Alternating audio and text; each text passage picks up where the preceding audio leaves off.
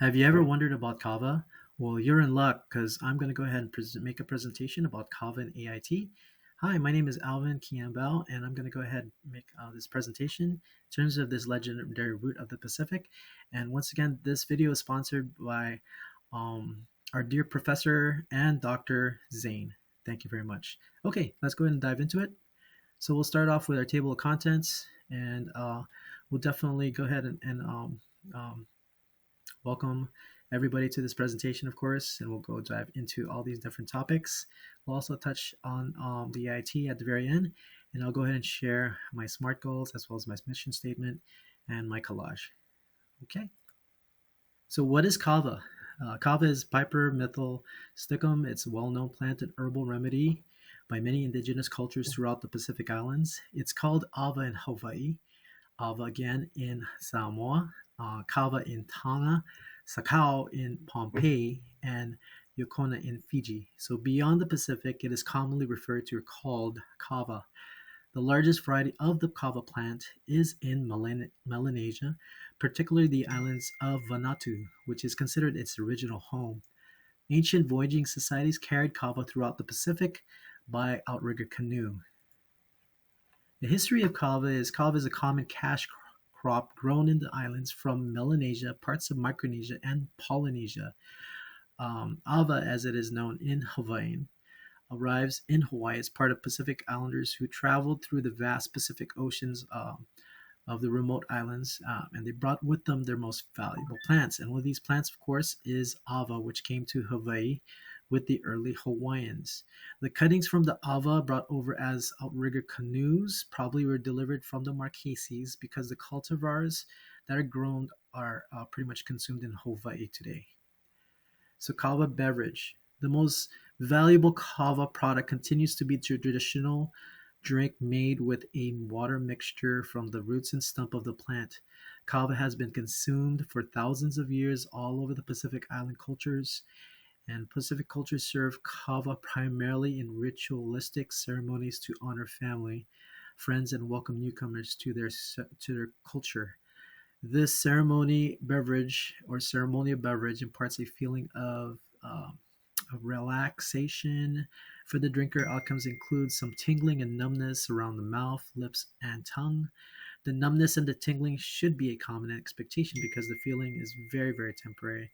I definitely know because when my aunt and my uncles shared kava or ava with me um, as a teenager, they definitely wanted to impart that particular part of our culture that basically says it's a celebration of life and a celebration of aloha in terms of how we connect with family and friends.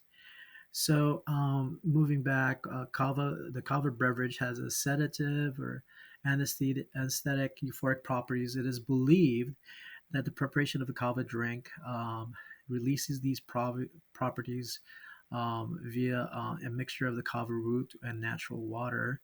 And this is pretty much called kava lactones. After drinking kava, the kava lactones gives you a feeling of sedation, once again, energy and euphoria for many people.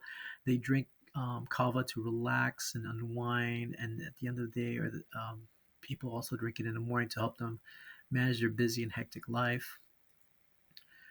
So, kava beverage. The observed and perceived benefits of kava have led researchers around the world to study the popular plant root for other potential uses.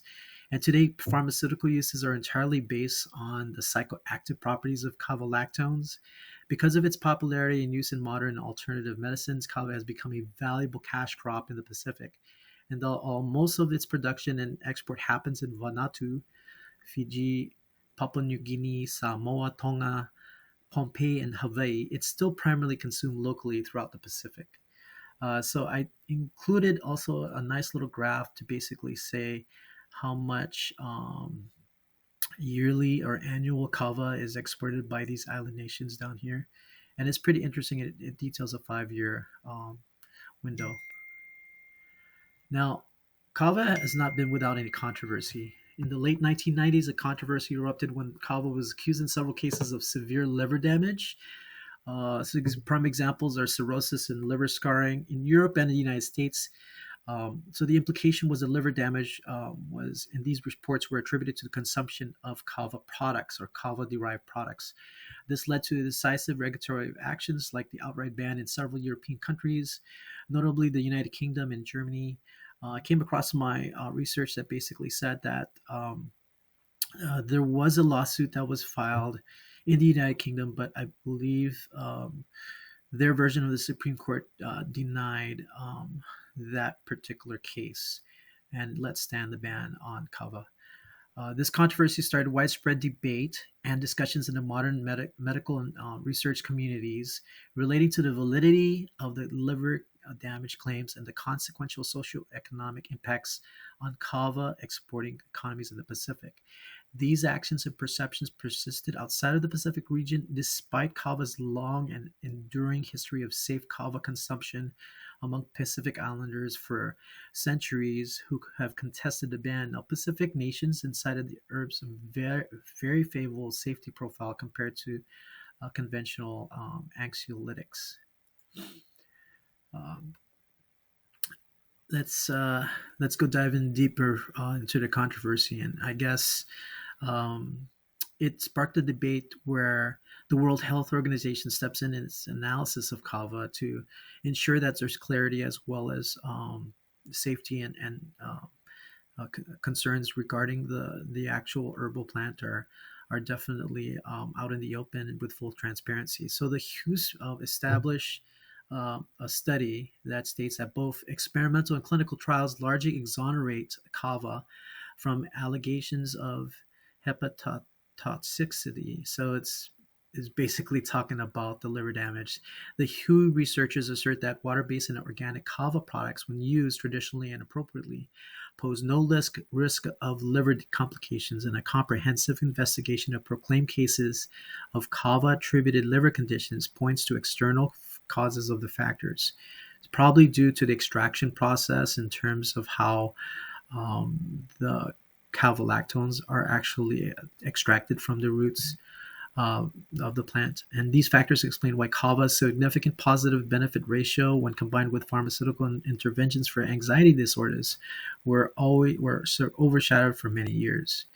So kava today, the story about our journey. So kava today continues to be celebrated every day in the Pacific, and it's also regaining its popularity after years and years of controversy. Note, even with that being said, I definitely want to preface and actually make a note that with anything in terms of actually like changing your diet or actually considering a physical activity plan, it's always important. So please talk to your doctor if you're thinking about taking kava. When deciding on both a diet and a physical exercise plan, it's a good idea to tell them about all the medications or all the medicines, holistic or organic, that you plan on taking. This herb can have adverse indications with some medications, including um, antiviral medications, benzodiazepines, and barbiturates, and medications used to treat Parkinson's disease. And another thing also too is do not use if you've been diagnosed with liver disease, are pregnant or breastfeeding, or have depression or bipolar disorder. And this is per WebMD. So I do have some tips to enjoy kava. So first off, kava is very gentle, so don't overdo it. Just pretty much start off with one and just basically see how you feel.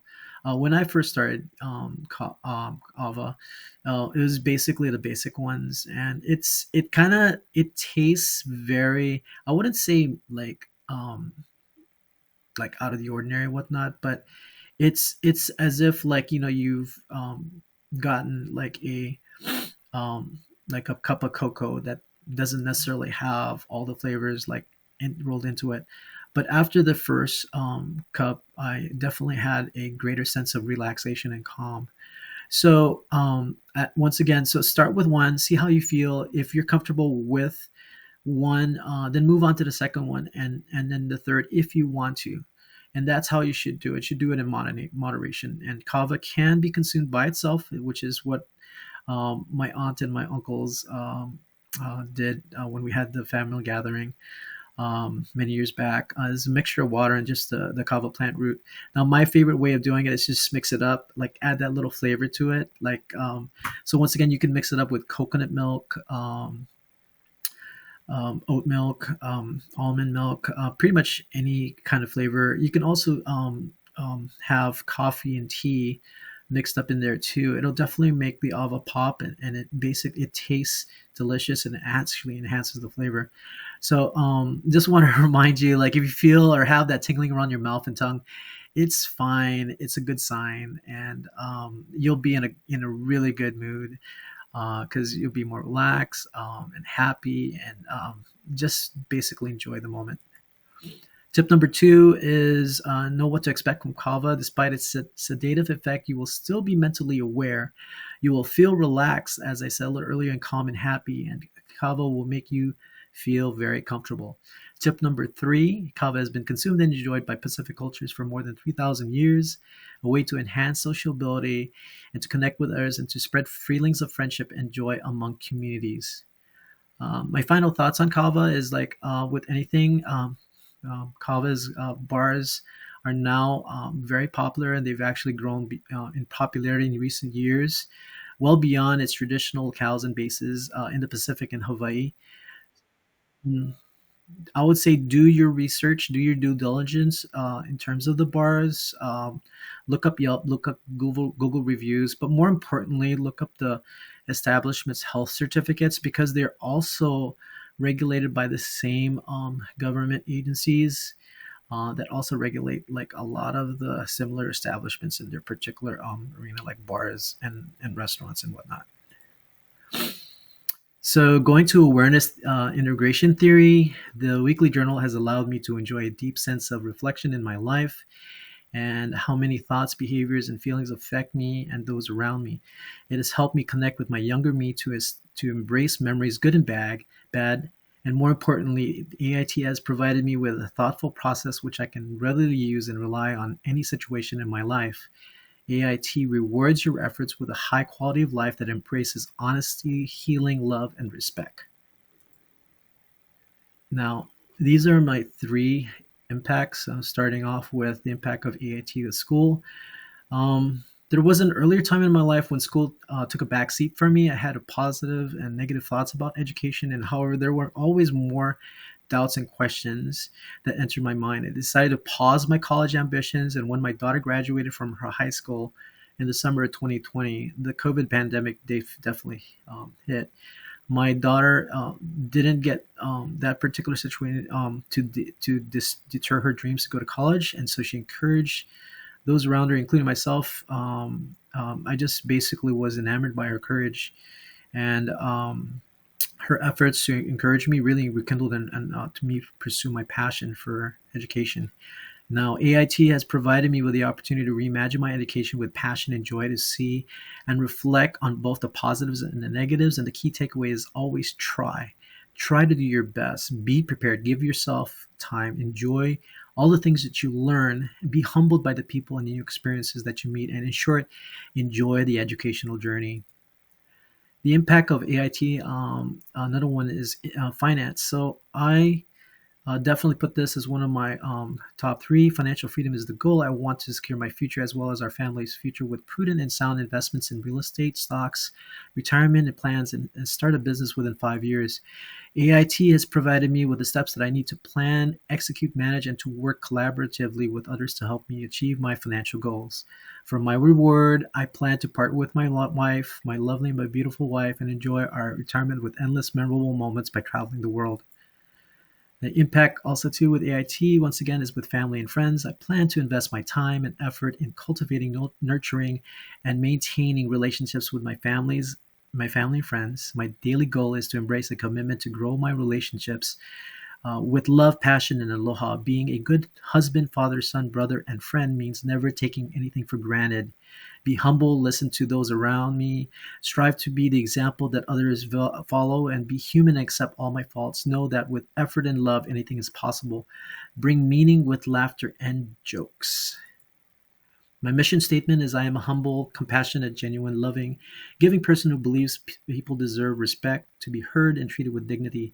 I am an open minded individual. I belong, and so do all others. I feel and embrace happiness, love, joy, laughter, praise, and peace, filled with inspiration and hope. And I commit to pursuing my passion, personal goals, excellent efforts, and respect my mind, body, and others. Also promote humility, diversity, inclusion, be honest, back my words with action, and be helpful, and live with life, my life with aloha. And so this last page is filled with my collage. And just right over here is where the journey all began. My wife and I got married on the shores of Hawaii. And it was a beautiful ceremony. It was on the western side of the island of Oahu, and we've gone on this amazing journey. And I can never thank her enough for all the good times and all the bad times, but more especially for all the good times, because we've created this beautiful world, this beautiful life. And I want to thank each and every one of you for allowing me this opportunity to share a little bit of my life with you folks. Thank you.